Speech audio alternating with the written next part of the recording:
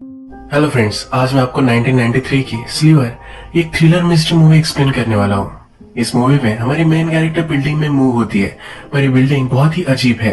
Movie जैसे progress होती है तो बहुत ही अजीब और गरीब चीजें उससे पता चलती है। तो चलिए इस मूवी को एक्सप्लेन करना स्टार्ट करते हैं। मूवी स्टार्ट होती है और एक लड़की अपनी बालकनी में खड़ी होती है।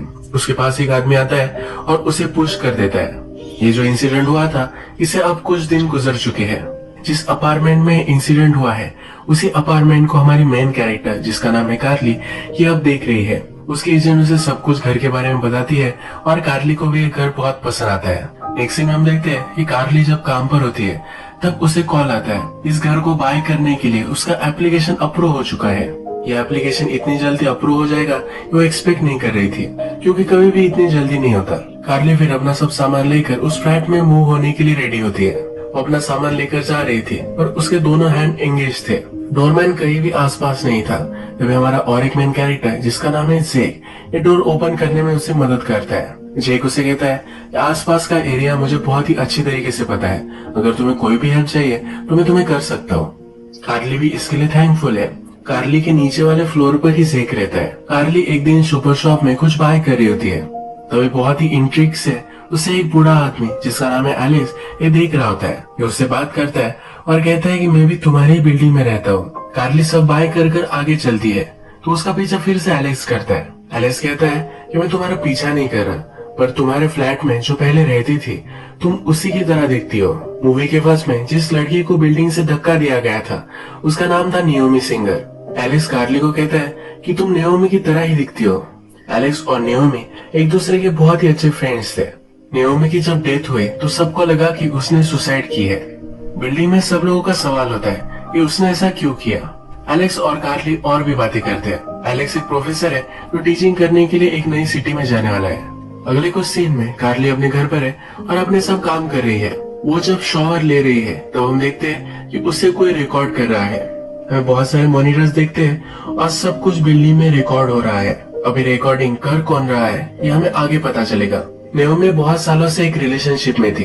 वो टॉक्सिक बन चुकी थी तो उसने अब ब्रेकअप कर लिया है। इसी वजह से वो अपना न्यू अपार्टमेंट वगैरह देखती है। नेक्स्ट सीन में हम देखते हैं कि नेओमी को उसका बॉस लंच के लिए लेकर जाता है। यहाँ पर एक आदमी से उसे वो मिलवाता है।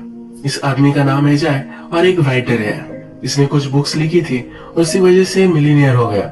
अब बहुत सालों से कुछ नया लिखने के लिए वो स्ट्रगल कर रहा है। बॉस जैक से कहता है कार्ली ने तुम्हारी बुक्स पढ़ी है, उसे पसंद आई। एक झूठ था तो कार्ली वही के वही उसे क्लियर कर देती है। वो कहती है कि मैंने अभी तक तुम्हारी कोई भी बुक नहीं पढ़ी। जैक कहता है तुम पढ़ोगी, वो बहुत ही इंटरेस्टिंग है। कार्ली का बर्ताव देखकर उसके बॉस जैक से कहते हैं कि कार्ली को कंट्रोल में रहना अच्छा लगता है। कार्ली इस पर जरा गुस्सा हो जाती है। ये लंच यही खत्म होता है। नेक्स्ट सीन में हम देखते हैं कार्ली अपनी और एक नेबर से मिलती है। इसका नाम है वाइडा। वाइडा एक मॉडल है। कार्ली घर पर आती है तब उसके लिए एज अ गिफ्ट एक टेलीस्कोप कोई रख कर गया है। एक कार्ड भी इसके साथ है, पर किसने दिया है उसका नाम उस पर नहीं है। इसमें सिर्फ लिखा है कि तुम्हारा सीक्रेट एडमायरर में हूँ। नेक्स्ट डे कार्ली जब जॉगिंग के लिए जाती है तो अचानक से जैक उसके सामने आ जाता है। जैक कार्ली की बिल्डिंग में रहता है। कार्ली बहुत ही डर जाती है। जैक भी उसे अपोलोजाइज करता है। जैक ने कार्ली को बुक सेंड किए थे, उसके बारे में जैक उससे पूछता है। कार्ली कहती कि मैंने अभी तक पढ़े नहीं है। जैक बोलता है कि तुमने पढ़े तो होंगे। कार्ली बोलती कि एक दो पेजेस मैंने पढ़े। जैक उसे फिर से अपोलोजाइज करता है। वो कहता है कि हम दोनों की मीटिंग सही से नहीं हो पाई थी। जैक जरा पुशे और कंट्रोलिंग कैरेक्टर है। कार्ली को कोई कंट्रोल करे उसे पसंद नहीं है। ये दोनों आगे जॉग करते हैं तो कार्ली उससे पूछती है क्या तुमने मुझे टेलीस्कोप भेजा था। जैक कहता है कि नहीं। जॉग कर कार्ली जब बिल्डिंग तक आती है तो वहाँ एम्बुलेंस और पुलिस है। कार्ली को फिर पता चलता है ओल्ड मैन यानी कि एलेक्स, इसकी डेथ हो चुकी है। शॉवर में था, नीचे गिरने की वजह से वो मर चुका है। कार्ली को बहुत बुरा लगता है। एक दिन कार्ली अपने टेलीस्कोप से सब देख रही होती है। वो स्ट्रीट पर देखती है तब उसके नेबर वाइडा और जैक एक दूसरे से बात कर रहे हैं। इनके बात करने के तरीके से लगता है कि दोनों रिलेशनशिप में है। जैक वाइडा को पैसे दे रहा है, ये भी वो देखती है। कार्ली को सब लोग कहते हैं कि वो नाओमी की तरह दिखती थी। पुराना न्यूज़पेपर निकालती है और उसमें उसकी फोटो देखती है। वो सरप्राइज्ड होती है क्योंकि नाओमी और उसमें बहुत सारी सिमिलरिटीज है। नेक्स्ट सीन में हम देखते हैं कि कार्ली ने एक पार्टी रखी है। उसके कुछ कलीग्स और बिल्डिंग में कुछ लोगों को जानती है, इन सबको उसने बुलाया है। उसने जैक को इनवाइट नहीं किया था, पर फिर भी वो यहाँ आ चुका है। इस पार्टी में कोई टेलीस्कोप से देखता है और एक कपल इंटीमेट हो रहा है, वो झांक कर देखती है। सब लोग इसमें इंटरेस्टेड हो जाते हैं और सब लोग इसे देखते हैं। पार्टी खत्म होती है और सब लोग चले जाते हैं। जेक यही रुकता है। जेक कार्ली से पूछता है, क्या तुम वर्कआउट करती हो? कार्ली कहती है, मैं ऐसा स्ट्रिक्टली वर्कआउट वगैरह नहीं करती। जेक बोलता है कि एक जिम है जहाँ मैं जाता हूँ, वहाँ तुम भी आ सकते हो। कार्ली कहती है कि जनरली जिम्स में बहुत सारे मिरर्स होते हैं। ये मिरर्स उसे इनसिक्योर फील कराते हैं। जेक कहता है कि वहाँ कोई भी मिरर नहीं है। जेक इंटिमिडेटिंग है तो कार्ली भी इसके लिए मान जाती है। जेक के जाने के बाद हम देखते हैं कि जैक अभी भी कार्ली के ही घर पर है। जैक कार्ली से पूछता है कि तुम ज्यादा बाहर नहीं जाती। वो कार्ली को डिनर पर लेकर जाना चाहता है। कार्ली कहती है कि शायद हम जा सकते हैं। जैक इसे एज ए यस लेता है। एक दिन कार्ली अपने बेसमेंट में क्लोथ वॉश कर रही थी, तभी अचानक से लाइट चली जाती है। वो अंदर बंद होती है और बहुत डर जाती है। वहाँ जेक पहुंच जाता है, उसे बाहर निकालता है। वो बहुत ही डरी हुई है तो जेक कहता है कि डरो मत, ऐसा कभी कभी होता रहता है। नेक्स्ट डे जेक और कार्ली वर्कआउट के लिए आते हैं। वो कार्ली को वर्कआउट करने में हेल्प करता है। जेक कार्ली से पूछता है, क्या तुम्हें लगता है कि मेरी एज तुमसे कम है, इसी वजह से हम एक दूसरे के लिए सही नहीं है? कार्ली कहती है कि मैंने ऐसा कभी नहीं सोचा। जेक कहता है कि कोई भी प्रॉब्लम नहीं है, इन दोनों को भूख लगी है। तो जेक कार्ली को अपने घर लेकर आता है। कार्ली जेक की अपार्टमेंट देखती है तो जेक कहता है कि मैं एक वीडियो गेम डेवलपर हूँ, इसलिए हमेशा घर पर ही रहता है। ये दोनों हैंग आउट करते हैं। जेक कार्ली से कहता है कि तुम बहुत ही ब्यूटीफुल हो। वो उसके करीब आता है और एक दूसरे के साथ इंटीमेट हो जाते हैं। हम यहाँ देख सकते हैं कि जो भी सब कर रहे हैं ये सब रिकॉर्ड हो रहा है। एक दूसरे के साथ बहुत सारा टाइम बिताने लग जाते हैं। एक दिन से कार्ली से कहता है कि तुम्हारा एप्लीकेशन फास्ट अप्रूव हो गया था, ये मेरी वजह से हुआ था। एक्चुअल में ये पूरी बिल्डिंग जेक की ही है। कार्ली ये सुनकर सरप्राइज्ड होती है। जेक कहता है कोई भी मुझे परेशान न करे, इसलिए ये बात मैं किसी को भी नहीं बताता। कार्ली पूछती है कि जब से मैं मूव हुई हो, क्या तुम्हारी नजर हमेशा मुझ पर थी? जेक कहता है कि मुझे लगता है कि हम दोनों एक दूसरे के लिए परफेक्ट फिट है। इसके बाद नेक्स्ट सीन में हम एक रूम देखते हैं जहाँ पर पूरी बिल्डिंग में हर एक आदमी की रिकॉर्डिंग होती है। हमें पता चलता है कि ये रिकॉर्डिंग जेक ही कर रहा है। कार्ली जब काम पर है तो अपने फ्रेंड से बात करती है। उसकी फ्रेंड और जैक ये दोनों वीकेंड पर बाहर गए थे। कार्ली पूछती है क्या तुम दोनों के बीच में कुछ हुआ, पर उसकी फ्रेंड कहती है कि वो हमेशा तुम्हारे बारे में बातें करता रहा। कार्ली भी अपनी न्यू रिलेशनशिप के बारे में उसके फ्रेंड को कहती है। कार्ली जब घर पहुंचती है तो जेक ने बहुत सारे रोजेस उसके घर में रखे हुए हैं। घर में जैक भी है। कार्ली उसे देखकर बहुत ही सरप्राइज्ड होती है। वो पूछती है कि तुम अंदर कैसे आए? जैक कहता है कि तुम्हारा डोर ओपन था। कार्ली कहती है कि मेरा डोर मैं कभी भी ओपन नहीं रखती। जैक को मालूम है कि जेक और कार्ली अब एक साथ है। जैक उसे कहता है कि जेक एक अच्छा आदमी नहीं है। नेओमी के साथ भी उसका चक्कर था। नेओमी जेक की वजह से बहुत ही डिस्टर्ब थी। ये चीज उसने अपने साइकोलॉजिस्ट को भी कही थी। वो अमीर है तो उसे लगता है कि वो सब कुछ कर सकता है। क्या उसने तुम्हें बताया कि पूरी बिल्डिंग उसकी ही है? कार्ली कहती कि हाँ मुझे पता है, और जैक को निकल जाने के लिए कहती है। ये सब जेक देख ही रहा था तो कार्ली को कॉल करता है। उसे डिनर के लिए बाहर लेकर जाना चाहता है। ये रेस्टोरेंट में आते हैं और सब लोगों के सामने ही एक दूसरे से बहुत फ्लर्ट करते हैं। आसपास के लोग इन्हें देखकर ऑकवर्ड हो जाते हैं। रात में घर आकर एक दूसरे के साथ इंटीमेट हो जाते हैं। कार्ली बीच रात में ही फिर से अपने अपार्टमेंट में जा रही होती है। जेक कहता है कि तुम यही सोच सकती हो, मॉर्निंग में हम ब्रेकफास्ट कर सकते हैं। ये एक रिलेशनशिप की तरह है। तो कार्ली ये नहीं चाहती। कार्ली कहती है कि मैं हर्ट होने से बहुत डरती हूँ। कार्ली जेक से पूछती है क्या तुम्हारी और नेओमी की कोई रिलेशनशिप थी? जेक कहता है कि ऐसा कुछ भी नहीं है। एक बार उसने मुझ पर मूव करने की कोशिश की थी पर मैं इंटरेस्टेड नहीं था। जेक को याद आता है और कहता है कि जेक और नेओमी की रिलेशनशिप थी। रात में कार्ली जैक को कॉल करती है। वो एक झूठ कहती है। वो कहती है कि मेरी नेबर मुझसे बात कर रही थी तो उसने कहा कि तुम्हारा और नेओमी का रिलेशनशिप था। जैक और वाइडा को भी कार्ली ने एक साथ देखा है और कार्ली को जैक बहुत ही अजीब लगता है, तो उसके बारे में और भी इंफॉर्मेशन निकलवाने के लिए वाइडा से वो बात करना चाहती है। और वाइडा बहुत ही बिजी है तो उससे वो बात नहीं कर पाती। नेक्स्ट सीन में हम देखते हैं कि वाइडा जब बेसमेंट में अपनी लॉन्ड्री कर रही होती है तभी उस पर हमला हो जाता है। कार्ली वाइडा की चीखें सुनती है। जब वो नीचे जाती है तब उसके पास जैक है। इस सीन से लगता है कि जैक ने ही वाइडा का मर्डर किया है। जैक को इंटरोगेट करने के लिए पुलिस लेकर जाते हैं। पुलिस उससे कहते हैं कि तुम्हारी बिल्डिंग में 2 लड़कियों की डेथ हो चुकी है, एक कोइंसिडेंस नहीं हो सकता। वाइडा के अपार्टमेंट में जैक की फोटोज थी, यानी कि एक दूसरे के रिलेशनशिप में हो सकते हैं। ये भी पुलिस को शक जाता है। जैक कहता है कि मुझे फ्रेम किया जा रहा है, ये सब जेक कर रहा होगा। जेक अजीब है ये पुलिस को बताता है, पर पुलिस इस पर बिलीव नहीं करते। कार्ली जैक से बहुत ही डरी हुई है।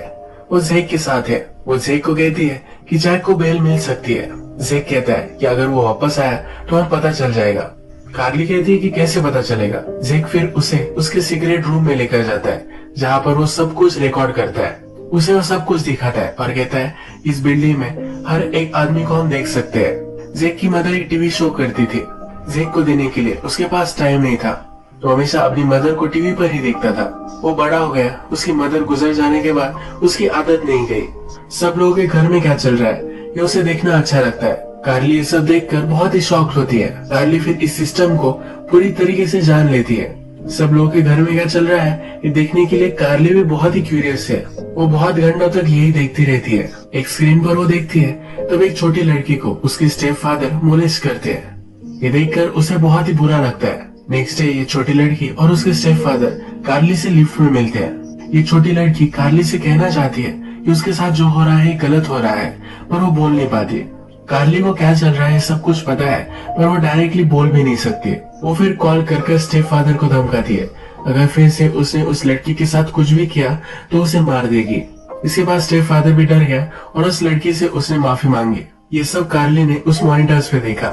कार्ली जेक से बात करती है, कहती है कि जो भी तुम कर रहे हो इसी वजह से तुम्हारे पास बहुत ज्यादा पावर आ जाती है।